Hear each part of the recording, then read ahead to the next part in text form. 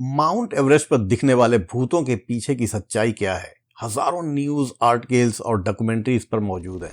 पूरी दुनिया के पर्वतारोही बताते हैं कि जब सन्नाटा होता है तो उन्हें किसी के कदमों की आहट सुनाई देती है, हालांकि वहां कोई नहीं होता। कुछ ने तो दावा किया कि उन्हें एक अनजान आदमी ने रास्ता दिखाया, लेकिन कैमरे में उसका कोई निशान नहीं मिला। दूसरे पर्वतारोही कहते हैं कि किसी ने उनके कंधे पर हाथ रखा, मगर पीछे मुड़कर देखने पर चारों तरफ सन्नाटा और बस खालीपन। और उससे भी अजीब बात, कई मौतों के ठीक पहले हर बार एक ही साया दिखाई देने की बात दर्ज है। वही चेहरा, वही धुंधली परछाई जो लोगों को अपनी तरफ बुलाती है। कौन है वो, इंसान या कुछ और? कुछ कहते हैं ये उन पर्वतारोहियों की भटकती आत्माएं हैं जो कभी वापस नहीं लौट पाए। कुछ कहते हैं ये पहाड़ का कहर है, एक अनदेखी ताकत जो अपने इलाके में घुसपैठ पसंद नहीं करती। आज हम जानेंगे कि एवरेस्ट पर दिखाई देने वाले घोस्ट असल में क्या है, भ्रम, दिमाग का खेल, या एक ऐसा राज जो इंसान को उसकी सीमाओं से बाहर निकलने पर मजबूर करता है।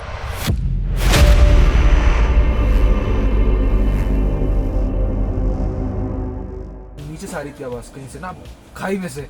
रुकी नहीं आवाज तो मैंने मेरे शेरपा को। He encountered something neither his training nor his experience could fully explain. The presence of invisible guides.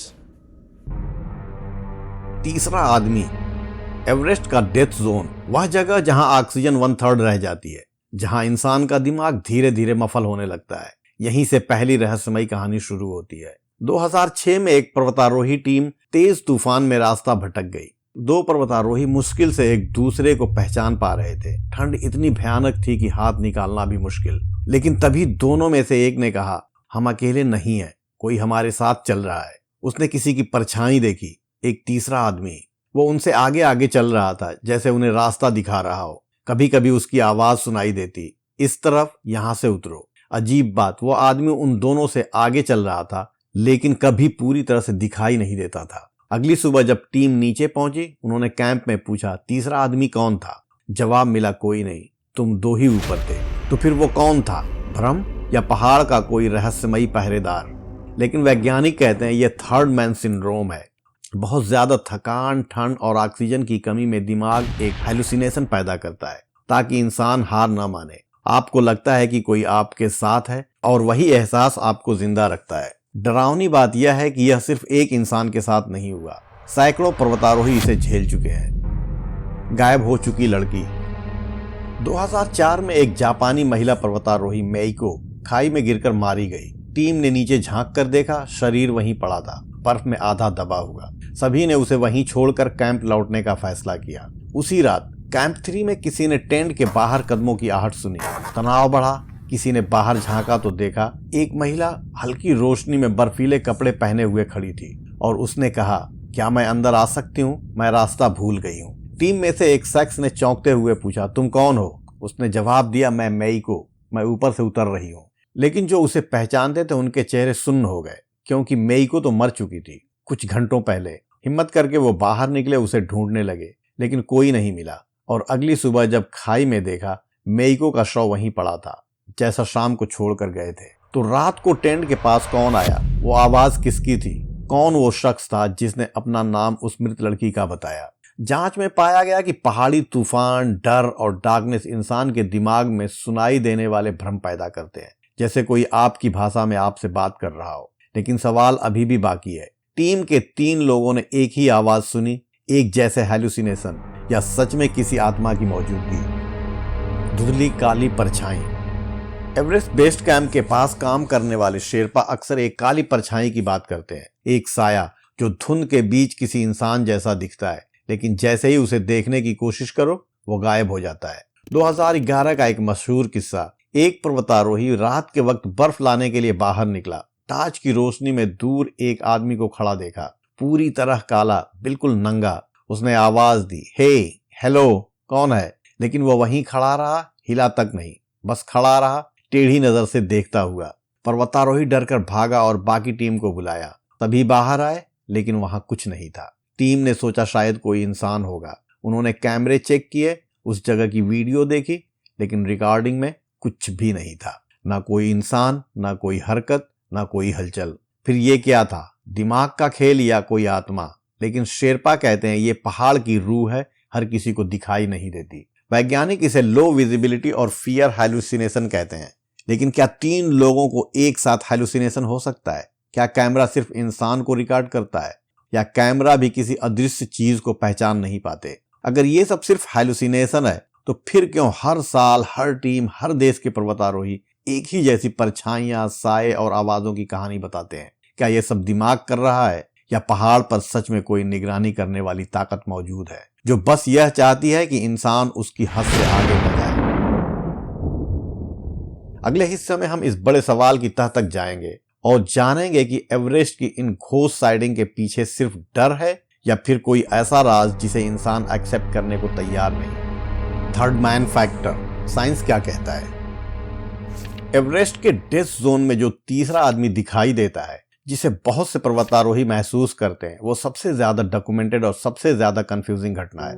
लेकिन इसका एक वैज्ञानिक, मनोवैज्ञानिक और न्यूरोलॉजिकल सच मौजूद है। आइए इसे गहराई से समझते हैं। सबसे पहले यह कहानी कोई कल्पना नहीं, यह घटना असली है। हजारों रिपोर्ट मौजूद हैं। Everest, K2, Alaska, south pole, यहाँ तक कि गहरे समुद्र के गोताखोर, सबने इस थर्ड मैन प्रेजेंस का अनुभव किया है। उनको लगता है कोई साथ चल रहा है, कोई रास्ता दिखा रहा है, कभी आवाज देता है, कभी साया बनकर साथ चलता है, कभी कंधे पर हाथ रखता है। यह अनुभव इतना आम है कि इसे एक वैज्ञानिक नाम दिया गया है, थर्ड मैन सिंड्रोम।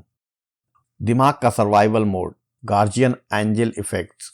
इंसान जब मौत के बिल्कुल करीब होता है, बहुत ठंड, भूख, डर और ऑक्सीजन की कमी में, दिमाग एक खास सिस्टम एक्टिवेट करता है जिसे कहते हैं साइकोलॉजिकल सर्वाइवल मैकेनिज्म। इससे दिमाग एक इमेजिनरी कंपेनियन बना देता है ताकि इंसान हिम्मत ना हारे, दिमाग टूट ना जाए, शरीर कोलैप्स ना करे, इंसान चलते रहने के लिए मजबूर रहे। आपके अंदर एक रक्षक की आवाज, एक मार्गदर्शक का साया, एक साथ चलने वाला हमसफर दिमाग खुद बनाता है। यानी दिमाग आपको मरने नहीं देता, वो आपका एक एडिशनल इंसान बना देता है। इसे कहते हैं गार्जियन एंजल इफेक्ट। वैज्ञानिक रूप से यह एक हैलुसिनेशन नहीं, एक सर्वाइवल हैलुसिनेशन है। ऑक्सीजन कम होते ही दिमाग अलग पहचान बना देता है। इसकी असली साइंस शरीर में छुपी है। जब ऑक्सीजन 1/3 रह जाती है तो दिमाग का एक हिस्सा, जिसे कहते हैं टेम्पोरोपेरिटल जंक्शन, TPJ, वो गड़बड़ हो जाता है। TPJ वह हिस्सा है जो यह तय करता है कि मैं कौन हूं, मैं कहां हूं, कौन सा हिस्सा मेरा है, कौन सा नहीं। जब TPJ गड़बड़ा जाए, दिमाग आपको ऐसा महसूस कराता है कि उसके पीछे, उसके साथ या उसके पास एक और आप मौजूद है। यही कारण है कि लोग कहते हैं कोई मेरे दाएं चल रहा था, कोई मेरे पीछे सांस ले रहा था, कोई रास्ता दिखा रहा था। यह दिमाग की अपनी डुप्लीकेट शैडो आइडेंटिटी होती है। यह डरावना लगता है लेकिन वैज्ञानिक रूप से बिल्कुल एक्सप्लेनेबल है। मौत के डर में दिमाग ऑडियो हालुसिनेशन पैदा करता है। ऊंचाई पर 3 बातें इंसान के दिमाग को तोड़ देती हैं। स्लीप डेप्रिविएशन, 1-2 दिन बिना सोए हुए, hypoxia, oxygen drop, extreme cold. इन तीनों के मिलते ही दिमाग आवाजें बनाने लगता है। इसीलिए कई पर्वतारोही बताते हैं, वो मुझे बुला रहा था, वो कह रहा था इधर आओ, वो चिल्ला रहा था। यह सब दिमाग की इलेक्ट्रिकल मिसफायर होती हैं, रियल वॉइस नहीं। लेकिन यह भ्रम इतना सटीक क्यों होता है? सबसे बड़ा सवाल, अगर यह सब हैलुसिनेशन है तो इतना करेक्ट डायरेक्शन कैसे देता है? क्योंकि यह दिमाग का वही हिस्सा एक्टिव करता है जो डिसीजन लेता है कि कहाँ जाना है और कैसे सरवाइव करना है। यानी दिशा भी दिमाग ही तय कर रहा होता है, बस इंसान को लगता है कि कोई दूसरा उसे बता रहा है। असल में गाइड आपका दिमाग ही कर रहा होता है, लेकिन आप उसे तीसरा इंसान समझ लेते हैं। लेकिन सबसे डरावनी बात अभी भी बची है। आप सोचेंगे अब कहानी खत्म, विज्ञान ने सब समझा दिया, लेकिन नहीं। क्योंकि कभी कभी दिमाग जो थर्ड मैन बनाता है वो आपके सपोर्ट में नहीं होता, वो आपको गलत दिशा भी दे सकता है। कई क्लाइंबर्स इसी वजह से मौत के मुंह में चले गए। यानी आपका सबसे बड़ा रक्षक कभी कभी आपका सबसे बड़ा दुश्मन भी बन सकता है। मृतक लड़की की आहट, आवाज और मौजूदगी। 2014 की उस जापानी लड़की मेइको की घटना को लोग आज भी एवरेस्ट के टॉप 5 घोस्ट साइटिंग में गिनते हैं। 3 लोगों ने एक ही आवाज सुनी, एक ही आकृति देखी और एक ही नाम, उस लड़की का जो कुछ घंटों पहले मारी जा चुकी थी। तो सच क्या था? यह आवाज कहां से आती है? ऊंचाई पर इंसान के कान, नसें और ऑडिटरी ब्रेन सर्किट्स पूरी तरह असंतुलित हो जाते हैं। डेथ जोन के आसपास हवा की आवाज, बर्फ का फ्रिक्शन, पत्थरों पर टकराती हवा, कनपटी पर ब्लड प्रेशर, दिमाग में ऑक्सीजन की कमी, ये सब मिलकर आपके ब्रेन में मिस फायर साउंड सिग्नल पैदा करते हैं। आप जो सुनते हैं वह बाहर से नहीं, आपके खुद के दिमाग के अंदर से आ रही होती है। इसे कहते हैं auditory hallucination due to hypoxia. ये आवाजें इतनी रियल लगती हैं कि इंसान यकीन कर लेता है कि कोई उसके पास है। लेकिन एक बड़ा सवाल उठता है, तीनों ने एक जैसी आवाज कैसे सुनी? इसका जवाब है शेयर्ड हाइलुसिनेशन फेनोमेनन। 2-3 लोग जब एक ही तरह की स्थिति में हो, नींद की कमी, भूख, डर, ठंड, ऑक्सीजन की कमी, एक ही तरह की हवा की डायरेक्शन, तो उनके दिमाग एक जैसे पैटर्न की आवाजें इंटरप्रेट करते हैं। यानी तीनों ने एक जैसी वॉइस सुनी, लेकिन असल में वो तीनों के दिमाग के अंदर अलग अलग उत्पन्न हुई थी। रात में दिखाई देने वाली माइकों की परछाई। अंधेरी बर्फीली रात में दूर से इंसान को जो भी हल्का सा आकार दिखे, दिमाग उसे इंसान के रूप में इंटरप्रेट कर देता है। इसे विज्ञान में कहा जाता है पेराइडोलिया, यानी मीनिंगलेस शैडो। क्यों? क्योंकि दिमाग उस समय डेंजर मोड में होता है और हर चीज को खतरा मानता है। बर्फ पर खड़े कोई पत्थर, कोई झंडा, किसी का बैग, सब इंसान जैसे लग सकते हैं। अब असली ट्विस्ट, तीनों ने वही आकृति क्यों देखी? क्योंकि तीनों एक ही एंगल से देख रहे थे, एक ही अंधेरा, एक ही रोशनी की दिशा और एक ही शैडो सोर्स। इसलिए उनको शैडो एक जैसी दिखी, लेकिन शैडो किसी इंसान का था ही नहीं। मेइको का नाम लेना, यह सबसे डरावना सवाल है।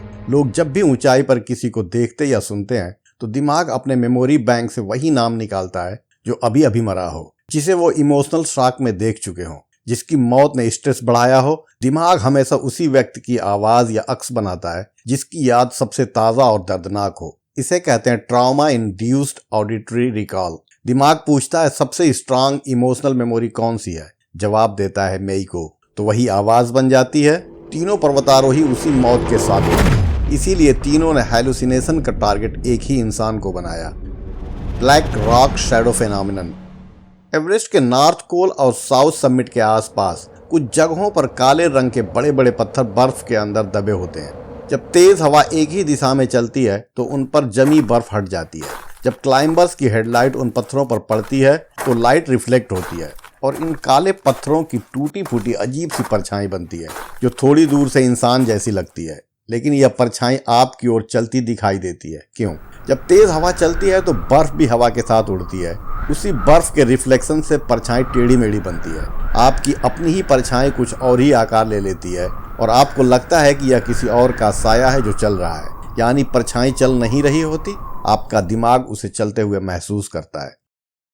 सांसों का धोखा, यह एक डरावना सच है। कई क्लाइंबर्स ने बताया कि उन्होंने परछाई को झुकते या सिर घुमाते हुए देखा। असल में आपकी सांस गर्म होती है, बाहर की हवा बहुत ठंडी।